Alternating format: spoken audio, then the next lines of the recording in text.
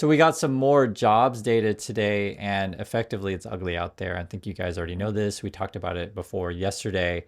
But effectively what this ends up being every day is Trump's reality TV show. And what he's looking for, if you want to be on his reality TV show, they're always casting, is can I find more people to pretend that things are fine, right? So Trump's reality TV show, maybe we could call it Pretend the Economy is Great Day or whatever. And it's like every day, let's pretend all together and live in this weird alternate reality, which again is Trump's reality TV show.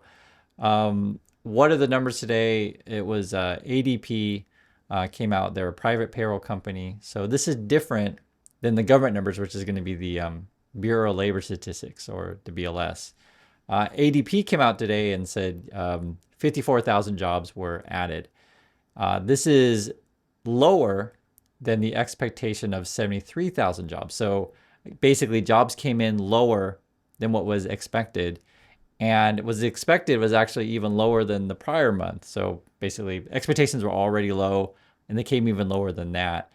And then jobless claims came in the highest since June. Again, it's just basically really ugly out there. And so while the reality is that Americans are struggling, regular people having a tough time, I see it in the community. People say that they've been looking for work for months, or they have family members that are moving back home because things are really tough. What are Trump people up to today? Well, Melania Trump, Donald Trump, they're hosting parties, billionaire parties that is, at the White House, and they're celebrating AI and robots. Basically, they want to replace the workers. Melania was even saying something like, the robots are here. Our future is no longer science fiction. I made a couple of videos on this topic before, and you can find those, but basically they're doing this AI challenge thing where they want to put more AI in schools, more AI in the workplace, and they want to effectively encourage you not to think, don't have critical thinking. I'm completely the opposite. I want you to always continue thinking and questioning what these people are doing. Don't be part of the Trump reality show. And I know how it is. I'll see it in comments from you guys where you say like, hey, I met a MAGA person, and they actually said that costs were lower for them. And it's like, what world do you live in? Like you guys go to the store, you know how much stuff costs. Like you know how much you get paid, you know what your rents, mortgages, car payments, like, you know all this stuff. And so it's always weird if a MAGA person's like, oh yeah, everything's cheaper due to Trump. It's like what? And it's like they really live in that alternate reality Trump TV show, right? So the Trump people, after Melania has her AI thing, I think that was the lunch event. Let's talk AI. Let's get more robots going. Let's teach our kids to code AI, to make more AI, to replace yet more people. Like seriously, that's what they're talking about. Trump's then having the dinner party. He's inviting all the tech CEOs to come on in, give them whatever gold awards is seriously happening right now as we speak. I think Zuckerberg's in town. That's Facebook, Meta. Sundar's there. That's Google. Tim Cook is there. Apple and other big name CEOs. I think even Lisa Su was there, which is AMD. I'm not sure if Jensen's there, but he probably is, I'm sure. And they're going to be talking about AI, et cetera. Palantir's there. And what this all ends up being is Trump wants interest rates to be 1%. So then his tech CEOs can, I guess, refinance all their debt, borrow more money, get more AI out there, and replace yet more workers. Like that's Trump's whole plan. And he keeps trying to take over the Fed. Okay.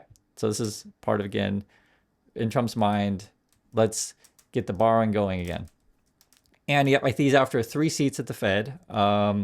One seat, Lisa Cook, which you talked about before several times on the channel, they're accusing her, it's an allegation of mortgage fraud.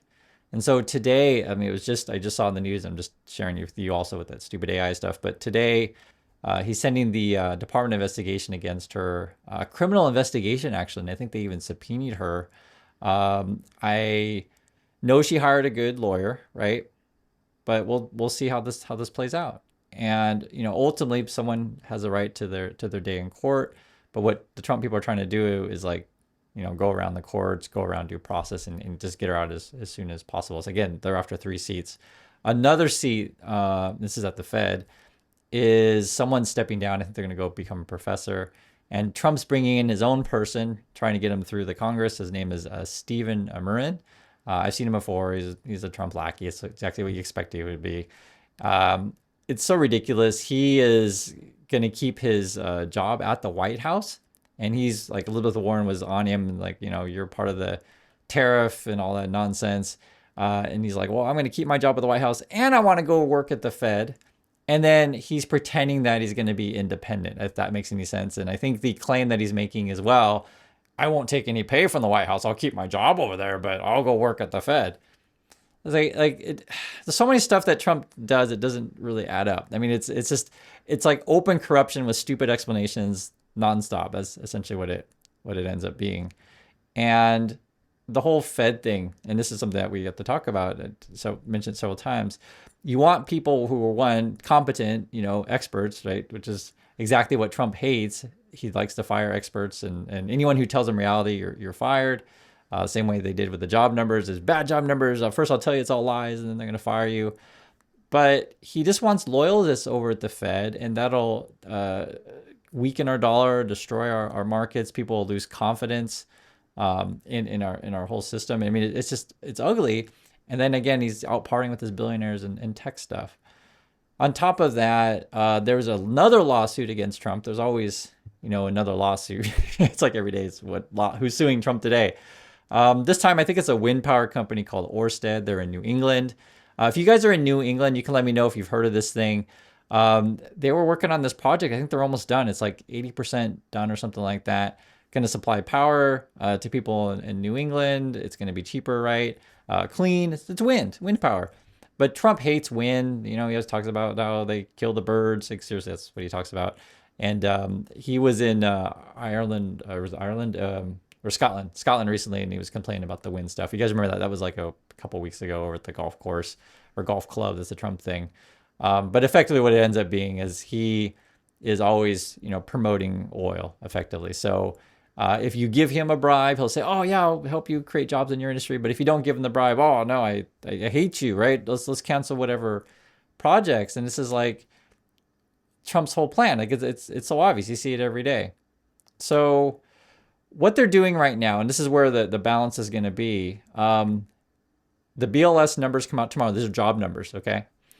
And will the job numbers be so weak, effectively, that it shows that there's major cracks and major problems in the economy? And so then the Fed's like, okay, crap, jobs are bad. Maybe we should lower rates, get that borrowing going again, encourage, people to shop more with their credit cards, and encourage companies to borrow more and hire more people, et cetera. So that would be one reason, like, why would you cut rates? But then you got the other problem is with the Trump tariffs, it effectively raises, inflation's going up, right? Costs are going up. So this is always the balance for the Fed, and why you want people there that who really have concerns of like regular people at heart. We talked about it yesterday with the Fed Beige Book, where they, have different regions and give you different anecdotal evidence. I mean, there's data out there, but then just also anecdotal evidence of just how regular people are making it or not making it in today's economy. And it's important just to have people have honest discussions about this stuff. And that's why I like to talk with you guys about this stuff in the community and just literally ask you, like, is this what you're experiencing? Also, because sometimes the national data doesn't necessarily match, your particular neck of the woods. And I think what's such a struggle every day, and I trust me, I do this every day, and I get frustrated looking at this stuff, is just like, how long are we going to live this charade to where, job numbers come weak and then they promote AI and robots? Like it's just, isn't it obvious it's an entire scam? Or Trump's going to like, oh, well, the best way to get innovation going on in America is, it's definitely not wind energy, because we definitely don't want alternative energy. What we want is more crypto. Like how does that make any sense? So, my point of view on this stuff, if in the alternative energy stuff actually hits home for me, because my point of view on this stuff is, I think if America were to develop, and invest in education, get new, renewable, clean energy forms, I think that beneficial to all of us. If we can bring energy costs down in a clean way. Clean is important, because for the Trump people, they're just like, hey, let's just keep drilling. That's our whole solution: drilling, build more pipelines, etc.